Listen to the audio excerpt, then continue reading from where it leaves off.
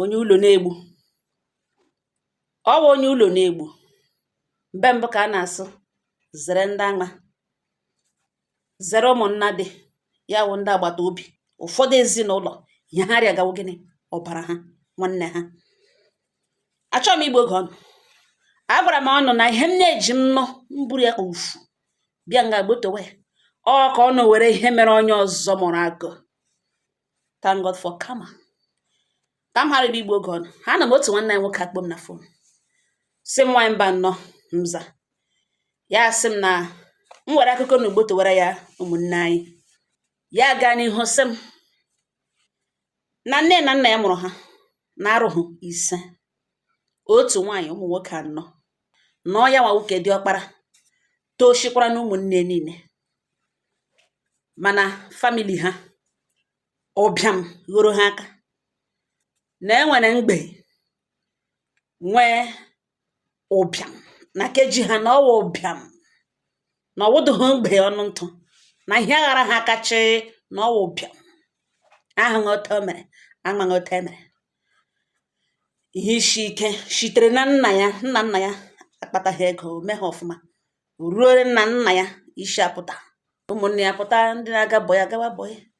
Ya onwe ya pụtakwana gawakwanụ chọrọ ọdịna mma gawa.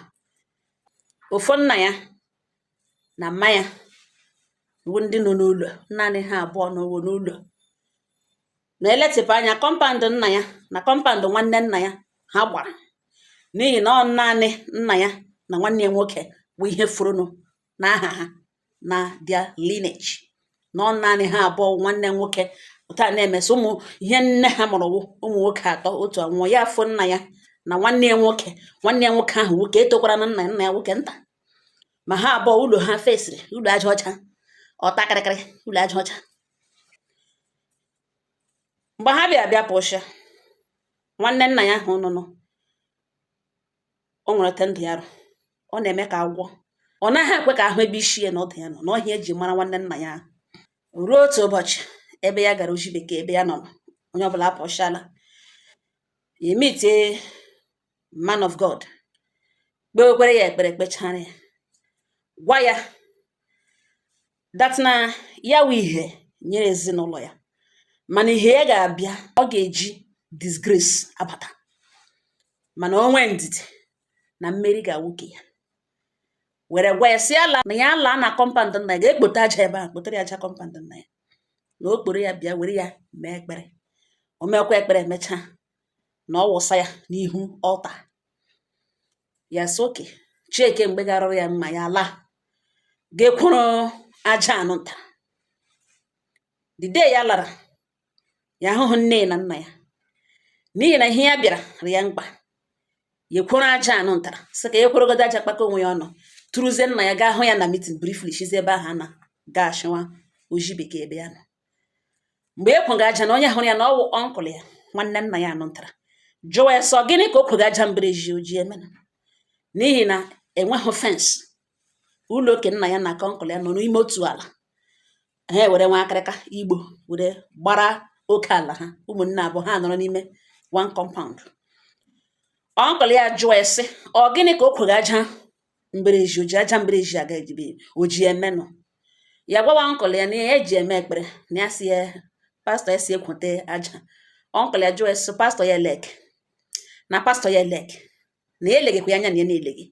Ya elekiri ya n'ihi na o jighị okwu ya gawara bikọs ebe ya kwụga aja wụ n'ihu eregede ihu ụlọ nna ka ya. Ya bịakọtaghị n'ihu ụlọ nọ n'ihu mbereji ha ihu ụlọ nna ya n'ihu ụlọ ha ka ekwụga aja. Ọ ya ka ekwuru aja na gawa.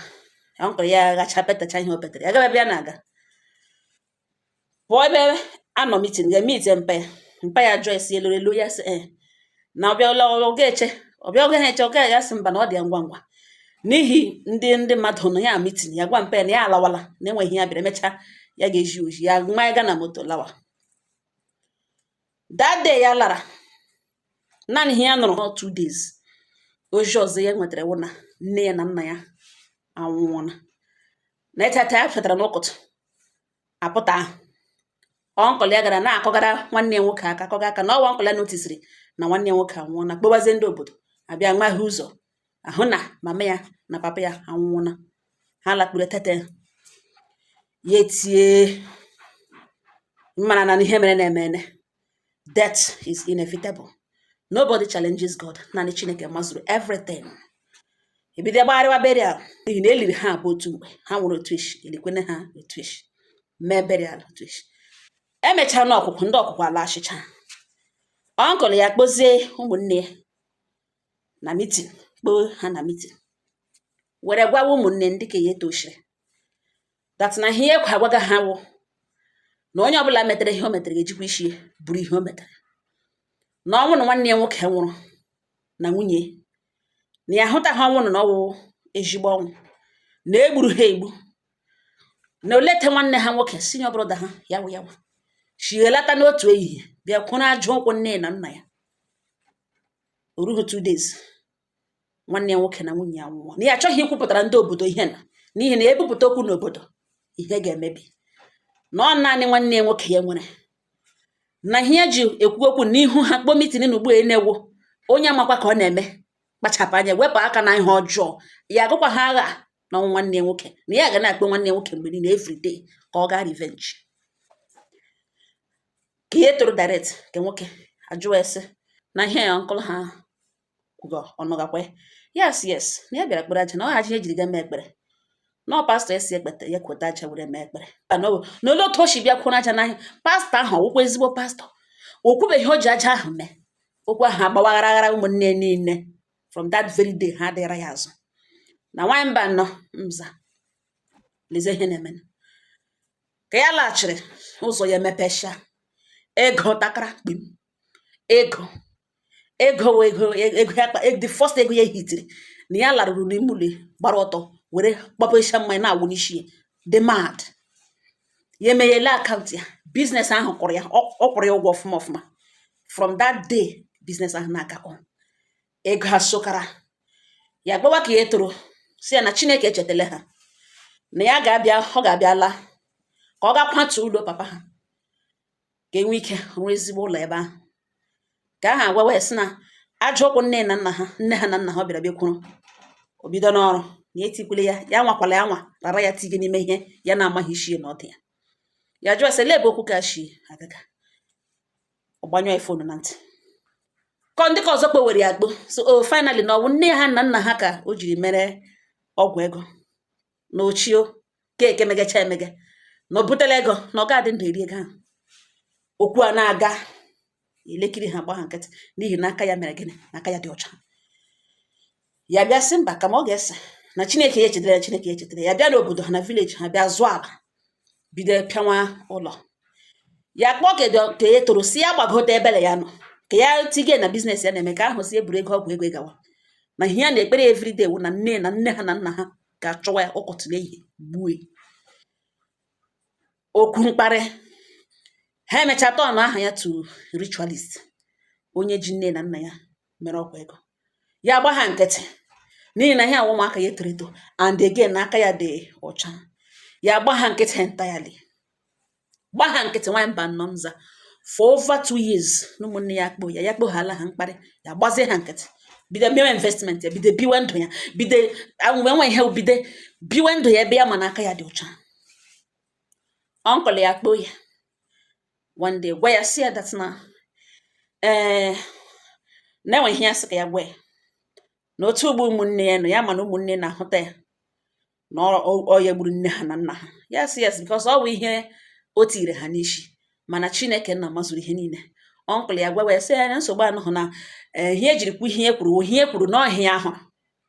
na ụdịka ego nọkwa n'usoga na ebe ụmụnne emege na otu emege na nwa ke ya na ọgụ na-abịa kpụrụ na nwa ke nọ many introduce na biznes ahụ nọ na-eme. Ya gwawa ya sị na ụmụnne ke ya hụtagara na ya wụ onye ọgwụ ga-egburu nne na nna site n'ihe o ji ọnụ ya kwu na ele otu o si trọst ya na ihe ụmụnne bụghị and ekwugeghị na ntị ya. Ọ wụrụzie nwa ka ya ga-abịa kpụrụzie no na onye ọrụ shishi gushi na shi ahụ echichabe na ote e werere chita ahụ ụmụnne niile na ahụ onye ọbụla na-eshi ụtarị ya mma na ya biko ya dị bizi ya gbanyụọ fon ya chege datin chege ihe ọnkụl ya meziri because ya deny ya that request. Ọ kpọzie ka ya toro direct gwazie na ọ bụrụ na ha agbadechighị ụkwụ n'ala ike na otu nne ha na nna ha apụọla na lekwekwe any one of them gakwa apụ any moment ka aha agwawa ya sị na eji ha ahụ kemgbe 2 days ya rịagarịga ya sị ọkwa ya gwere na agwa na o lekwa akwa ya gwara the next person once ha bidoro iwe ọkwa makpa egwere emakpa egwere mgbe a ka ahụ ji jụwa sị ledi ha ga-eme ya sị enweghị ha ga-eme na akwụkwa ha wụ na ha esendịara ya ego ya gara ha ije ọ bụrụ na ya esendịara ha ego ya gara ha ije ka ha sị le n'ụdị na ha ga-agbakọta kwekọtasị ya ga ije ahụ na ego ha niile ga-anọ n'ego ahụ ha ga-esendịrị ya ga-eji aga gị ije were gaa kpọọ nwanne ya sọmọnụ ya bịa ga-asọmọnụ ya kpọlite spirit nne na nna ya ọnwụ na aka ya adịghị ọcha ọnwụ ya kwa na aka ya dị ọcha no problem. Adanne ya sị mba na ego ya agaghị aba na such movement na ka ya chọrọ ịga visit diọkpara nne ka ya na ya kwugodo ka ya ele anya n'ihi na ọ hụrụ ya n'anya kemgbe ụwa ya na ọ wụ ụjọ ka eji agbaka ka ya na adịzire dị ịgbara ya ọsọ na ya ga-akwụgeje diọkpara nne ka ya ga judele pesara ya akwa lee ma enwe ihe ọ ga-akọwatara ya na ajọ ọgwụ nne ha na nna ha okwu ụra ha ke ya toro ha soke ke ada nne ya nwa ya na moto kpọọ ya nọzi ka aha kpọọ ya na fonu si ya de broda na ele ebe ya chọrọ ịbịa n'ụlọ ya sị ya chọrọ ịbịa n'ụlọ ya ọ chọrọ ịbịa n'ụlọ ya sị ya enye patakwa ya adresị n'ihi na ọ pet ya hụrụ ya n'anya too much ọ wụchasịa n'ụlọ ya first time ya nwa ịhụ nwaanyị bewara akwa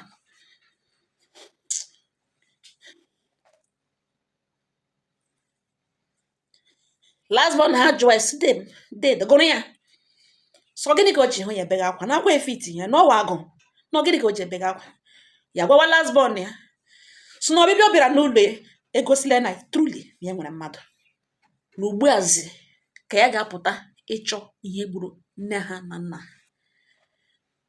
ọsọ nwanne nwaanyị elewe kpeghe gị n'akwa bebe bịa gụrụ ya na ya nọcha ya nye ya ego ọ nara tiri ezigbo ego na akaụntụ ọ nara gwa ya sị na ya chọrọ ịla vileji ka ya ga-emeti eze obodo ha ka eteke dị mata ọp nwanne nwaanyị ajụwa sị lekwere ihe ọ chọrọ ime ya sị na enwedịghị ya ga-akọ ngalugbo ọ ga-aghọta n'ihi na nwanne nwaanyị anụcha lawa ibukore flight plan ka o ji laghachi ya nọrọ nga wụchachịa n'eze obodo ha gwa eze obodo ha ya sịrị ya lọtara mgbe ihe na-eshiri ha ike mgbe na-enweghị onye ya wụ mgbe ya gbara ọsọ gbakwuru Chineke na ya gbara ọsọ gbakwuru Obinigwe through a man of God si ya bịa kweta aja mbereji ezinụlọ nne na nna ya ka e were mee ekpere ya bịakwerekwa n'aja ahụ ọnkụl ya hụrụ ya eshi ekweghị aja na ọ wụrụ aja ọjọọ ka ya bịara kwuo na ya ga-ekwenye n'abalị mgbe na-enwe onye ga-ahụ na ya bịara babara na hụkwa na ọnkụl ya kwuru ihe ya bịara 2 days kpọọ ka ya nọ ejie ya oji na nne na nna ya nwụrụ na enweghị onye na-amadị history ote nne na nna echiri nwa na ugbu a na ya akpatala ego ọnkụl ya ewerezie the hotel twistzie ụmụnne brainwash ha na eji nne na nna ya mee ọgwụ ego na ọhịa kpọtara ya bata na si biko na eze obodo ha na ya maara ya so onye eziokwu ya maara ya so onye na-anaghị ekpe ikpeazụ na eze ka ya mara ya ama na ọwụhụ by selection na ọ mara ya ama na ya tụkwasị ya obi na ọ ga-enye justice ọ sị eze ajụwa ya sọ gịnị ka ọ chọrọ ka ya mere ya gwa eze na ya ga-achọ ka ya na ọnkụl ya gaa ṅụọ iyi agbara na-egbu ngwa ngwa ndị obodo select ya na ya chọrọ ka obodo duru ha gaa n'oke agbara na-egbu ngwa na ya chọrọ ka ya na ọnkụl ya nọ ṅụọ iyi n'ihi na ọ ya nwabụrụ sonye ya allegation na ya gburu nne na nna brainwash ụmụnne ya kpakega ụmụnne ya ha na-ahụzi ego ya kpara anya na ọ ga-abịa ṅụọ iyi na ọ marakwala ihe gburu nne ya na nna ya ọ gwụla ihe ya chọrọ na ya nwatakwaga na ga-aga ọhụ ma ọ marakwala ihe gburu nne ya na nna ya na ọ gwụla nna na ihe ha chọrọ eze asụ nwere ihe nọ dị a na ọ wee fair deal na ọ na-eme ya eme na ọ wee very not the fair enough akpọ meeting agbọchasịa ọnkụl ebilite ọmana ihe a na-aga iko eze agbotowa ihe na ya gbata ụmụnne ya gwa adanne si ya bịawa ya mazi otu adanne shi convince ndị ka nwoke bịgasị akpọzigazi ha na fon ọ convince ha niile abịa lọtasha abịa dị meeting ha niile agba wụọ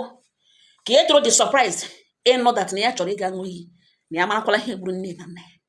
n'ihi na ọnkụl ha megere ka ha kpuchie na ihe mbereji na ha ebupụtakwala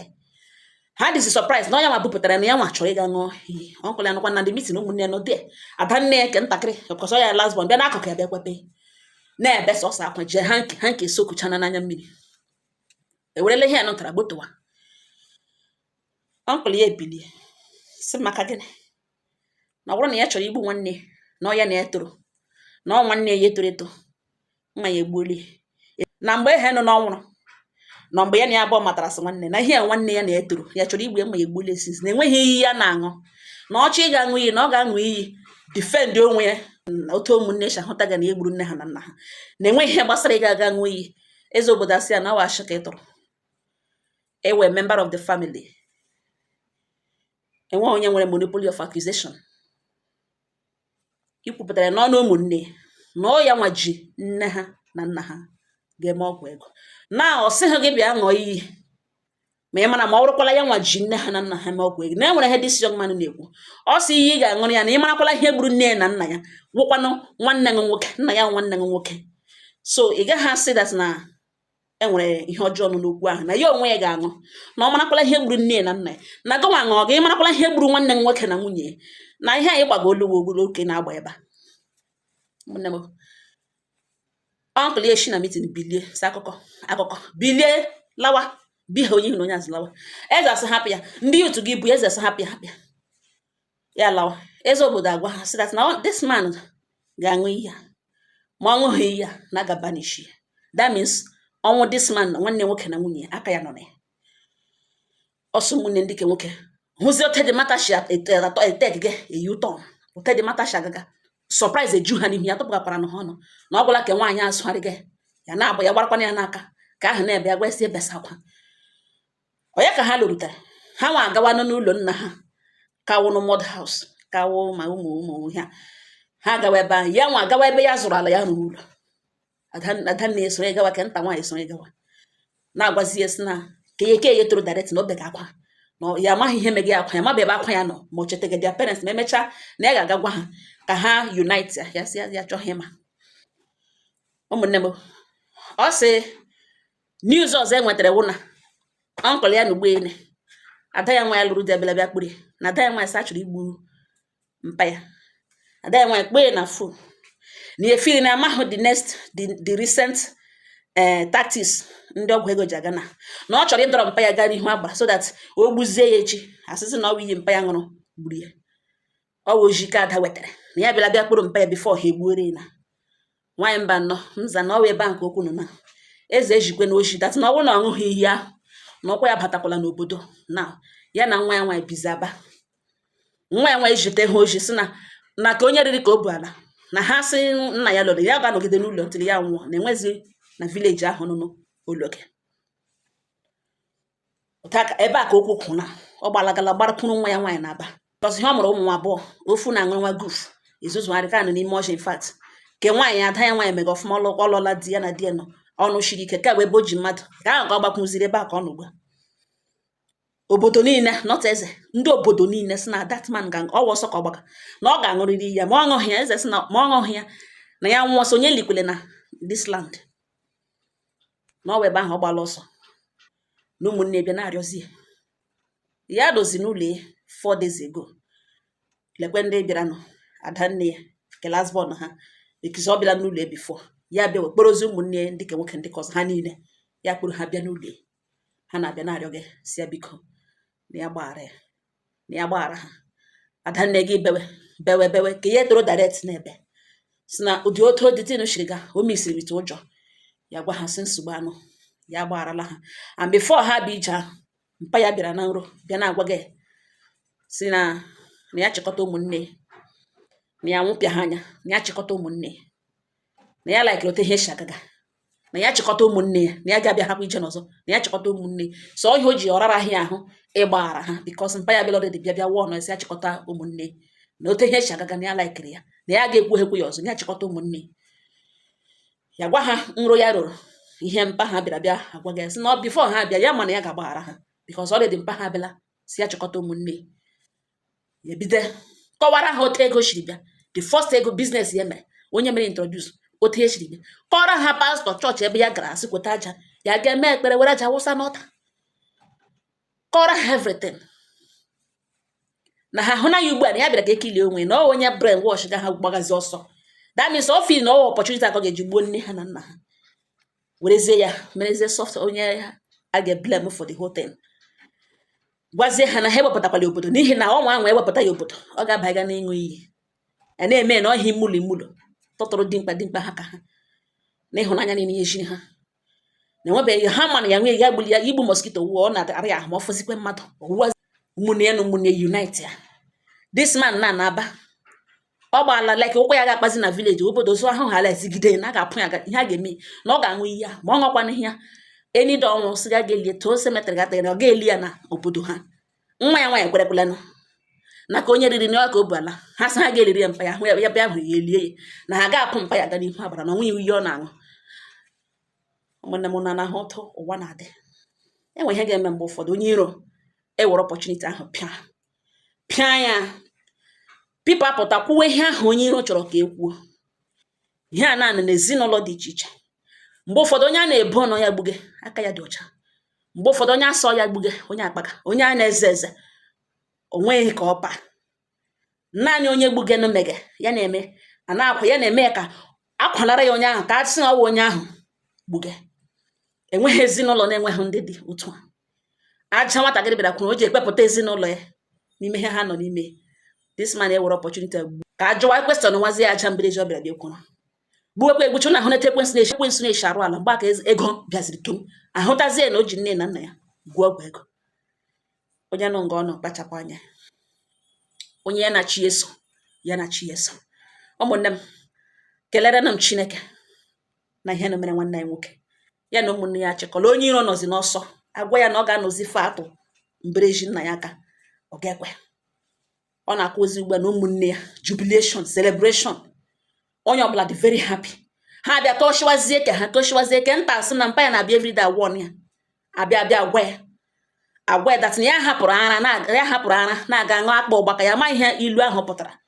Mpa ya si ya na ya hapụgara ara na-aga aṅụga akpa ụgbaka na ya ajọla elu jọl enweghị na ka people ndị kọwatara na osi na